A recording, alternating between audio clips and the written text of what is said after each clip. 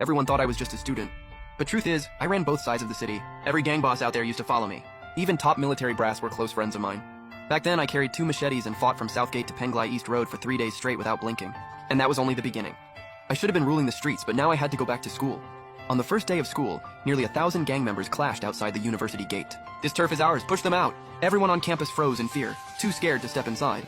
But I didn't want to be late on day 1, so I walked straight through with my hands in my pockets. The moment I showed up, everyone started glancing at each other, sweating bullets. Some could barely stand, and even the arrogant boss walked over shaking, lowering his head like he was begging for mercy. "Brother Feng, is that really you? When did you come back?" "Yeah, you should have told us. We would have thrown you a proper welcome." I took a drag from my cigarette and flicked off the ash. "You two look a lot bigger than when you used to follow me. Now you're bosses of your own. Even your men got cocky enough to mess with me, Qin Feng?" Ma Dong and Xiang Zhou instantly turned and roared at their men.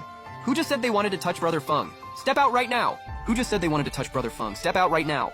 4 guys stumbled out of the crowd, shaking all over, knowing they were in deep trouble. "Boss, my legs are giving out." Ma Dong and Xiang Zhou pulled out blades and shouted, "Cut off your hands!" They knew the punishment was brutal, but they also knew it was the only way to save them. Because if I made a move, it wouldn't end with just one hand. Their whole bloodline might not survive it. I stood there calmly smoking, watching Ma Dong and Xiang Zhou punish their own men. They feared me because they knew exactly what I was capable of. In their eyes, I was even crazier than the war maniac who once swept across half the world. After hearing Ma Dong and Xiang Zhou's warning and seeing those shining blades on the ground, the 4 men went pale and broke out in sweat. After a brief hesitation, 2 of them picked up the blades with trembling hands and aimed at their left wrists. The other 2 drew their machetes, took a deep breath, and did the same. "Do it, don't hesitate. If I step in, you won't even keep your manhood." Just then, an older street veteran in the crowd whispered a warning.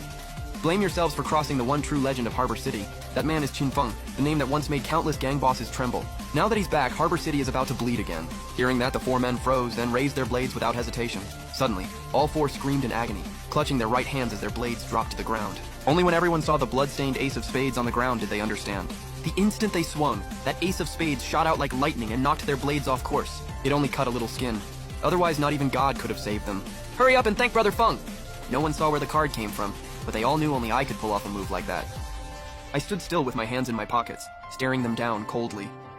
With a thud, the 4 men dropped to their knees, bowing and thanking me as the ground beneath their shoes turned wet. Seeing that, Ma Dong and Xiang Zhou sighed from the heart. "Brother Feng has gotten stronger. He's way beyond where he was 3 years ago. You should be grateful I'm wearing a white shirt today and don't want blood on it. Back in the day, anyone who talked to me like that would be lucky to get buried alive. This time I came back a changed man.